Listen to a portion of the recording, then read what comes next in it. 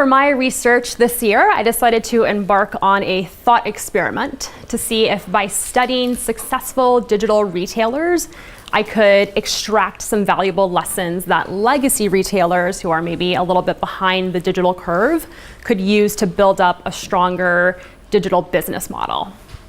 So I did it by first examining the e-commerce landscape and seeing what I could learn from that, what trends are big, who's really dominating that space, and then second, by coming up with some concrete way of thinking through how to identify the best case studies in this whole big, overwhelming world of digital retail. So starting with that landscape, it's really all about Amazon. There's just no way around it. There are plenty of trends that I could stand here and talk to you about, but Amazon is the one that's dictating those trends. Really, they are dominating best practices, operations, cost savings, revenue. Some stats here just drive the point home regarding the urgency that legacy retailers really need to pay attention to when it comes to Amazon as well. 50% of all US retail sales will take place via Amazon by 2020. That, to me, was staggering, and I think that's something that in this room we're maybe not shocked to hear, but that legacy retailers haven't fully embraced yet and need to pay attention to. Already, as of 2018, 59% of US digital shoppers go straight to Amazon when they want to buy something. That's a big number, and that's only going to keep exploding. 82% of the US population will be a digital shopper by 2021, and more than 65% of every internet user in the whole world will be a digital shopper by 2021. So the opportunity here is really huge, and for legacy retailers that haven't quite caught on or haven't quite figured out how to compete with Amazon, they stand to lose market share at a very rapid pace. So this really is to say that there is great absolute urgency for legacy retailers to understand Amazon, try to figure out how they can build up to a competency that could maybe, if not rival them, at least match them and at least capitalize on what makes them a legacy retailer, that value proposition, that heritage, that kind of niche specialty that maybe could give them an advantage. In terms of thinking through my case studies, I knew that I needed to get focused, otherwise it would just be kind of a mess. So I decided to look at the US market and at retailers that specialize in home. It could be home goods, home improvement, and I chose 3 retailers that are doing great and exciting things in digital, but that represent different stages of digital evolution. So Amazon is here because, as we just figured out and stated, you can't ignore Amazon. No one can afford to not think about Amazon very critically. This really represents the case study of what must be done in order to survive as a digital retailer. I looked at the Home Depot as the legacy retailer that has traditional brick and mortar roots and is dealing with physical stores, but is also coming up with innovative ways to bring a hybrid together and kind of synergize that physical store with their e-commerce arm.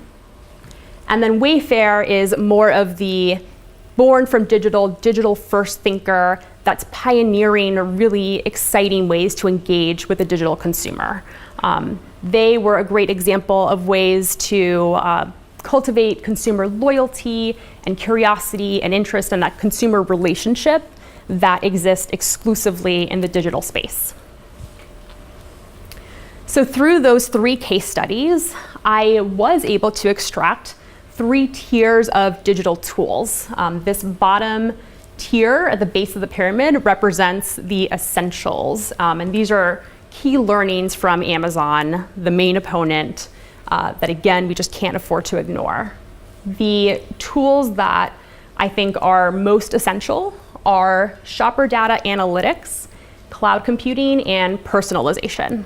I won't belabor these points too much because we know what these things mean, but they really are absolutely critical for cost saving, for selling products smarter, smart marketing, and cloud computing is just the heart and soul of figuring out smarter inventory levels and pricing, and managing human capital as well.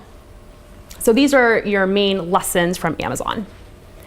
Tier 2 represents capability investment. So we think about the Home Depot and other legacy retailers that start from a place of brick and mortar and are finding ways to synergize with their e-commerce channels. We know that they need to really sharpen these online and physical store hybrids. They also need to think about partnerships and acquisitions. These are the areas where they can lean on entities outside of themselves to really expand their product lines, expand their brand equity, and most importantly, reach different types of consumers that they're not already reaching. So for example, the Home Depot has an order online, pickup in store feature. They're doing this really cool partnership with Tesla right now where they're combating this kind of old-fashioned home improvement image that people most frequently associate with them. And they're now carrying Tesla products that are all about clean energy for the clean energy conscious consumer. They have Tesla employees stationed at major stores in the US so that, again, you're just kind of growing the idea of what the Home Depot means and what it could be. And with acquisitions, they recently purchased the company store because looking at players like Wayfair, they're seeing that it's not just about home goods and home improvement, it's also about decor and ways that you can reach consumers that are using Pinterest and Facebook to share different types of decorative ideas.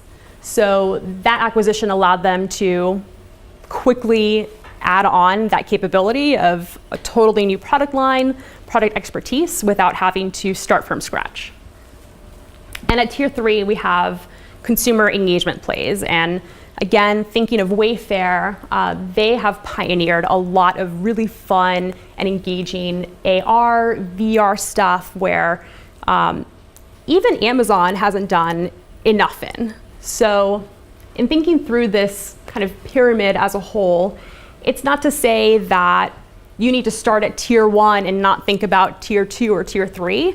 You do need to consider it holistically. You need your R&D teams to be thinking about all of these things at the same time. However, this is a way for legacy retailers to prioritize how to invest major capital. If you're not really strong in Tier 1, it doesn't make sense for you to be pouring a ton of money into AR. That's just going to be a disaster for you. So this is really the main takeaway of the research.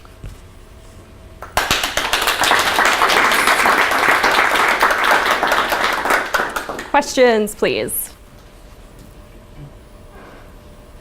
Yes. When it comes to things like augmented reality and virtual reality, how much traction have these companies actually seen in terms of adoption or impacting their bottom line or top line?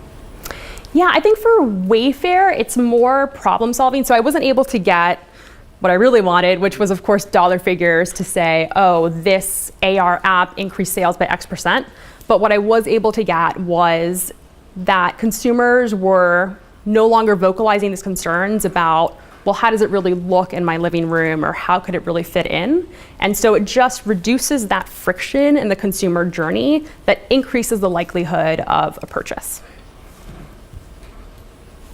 I guess I'm curious about the online physical store hybrid. So because you picked home as the industry, that completely resonates with me quickly. Yeah. I'm wondering, like, in your process to narrow down home, if you looked at other industries where that might not be as critical as part of your capability investment, as it does for home industry where people are still yet to figure out how to shop for a home at home. Yeah, so Walmart is a good example of a little bit of everything. Walmart also has the order online pickup in-store feature. And I think what that does is for the shopper who just can't wait, even if it is a major city and you can get Prime delivered within 24 hours, if you just want it right now and you want to physically look at it and you want to maybe talk to someone about it face to face, you still want that order online pickup in-store feature. And it didn't have to be about furniture, let's say. It could be, I don't know, about something, cookware, for example. Home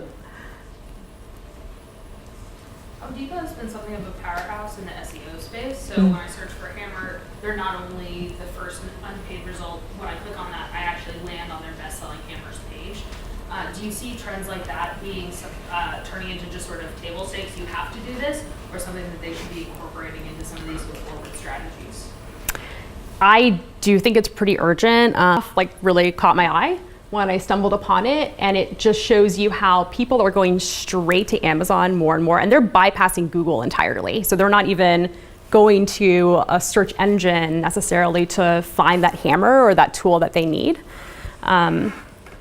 Still important to keep up with that and to, I think, use a combination of off-site marketing to drive people to your site to search for the tool.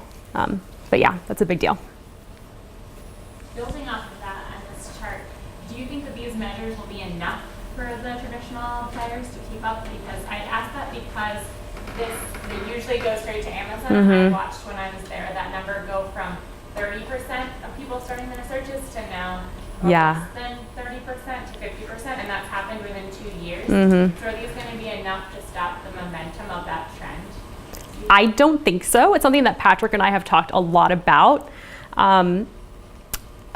Even if you think about legacy retailers that like really stand on highly specialized value propositions, like Tag Heuer, for example, the watchmaker already sells on Amazon.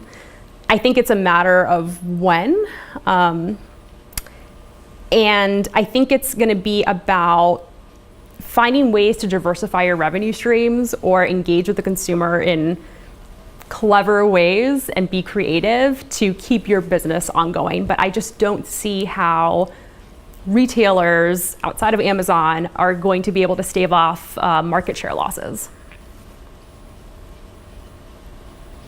In the other slide, you mentioned building capability through acquisitions and partnerships. Is there any particular capabilities they should focus on in thinking about who to acquire or who to partner with? So it depends what the goal is, but if it is market share and trying to stymie those losses as best you can, then the focus is on, in my opinion, trying to reach consumers you're not already talking to. So in the case of the Home Depot, Tesla really stretches them into the clean energy space, which is somewhere that they weren't existing strongly before. So I think beyond just adding new products and new varieties and new types of things that they can sell, it's really thinking carefully about how can we still be in the home space and not get too crazy, but reach people who don't think of us when they think of clean energy or different areas that we're not experts in ourselves. So this is product line expansion, not technological capability acquisitions and partnerships. It could be. So Rashank and I were talking this weekend about Walmart purchasing an e-commerce player in India.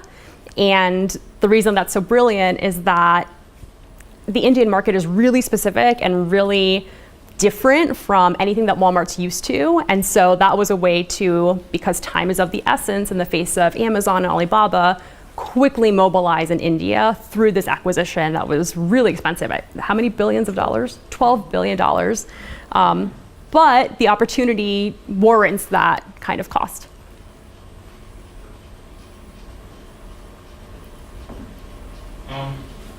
So you've studied these firms that are struggling, you call them incumbents.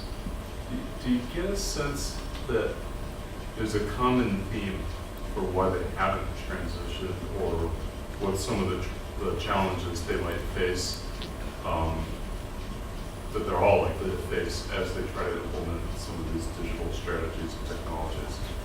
Yeah, I think it's twofold, and it really comes down to this essentials foundational tier. That number one, I think a lot of companies are familiar with these buzzwords and these terms and these ideas, and they're implementing them, but they're not quite sure how much capital to invest. Of course, capital is finite, so what is the opportunity cost of investing in something like cloud or personalization? That feels very risky for many retailers. And I think the second problem is retailers can get caught up in the buzz and trendiness of fun AR stuff and real-time delivery tracking, and so they get distracted by these, social media popular things that do resonate with the consumer, but don't do nearly enough to build up this bottom to top business model that will be much stronger if they kind of stay methodical about it.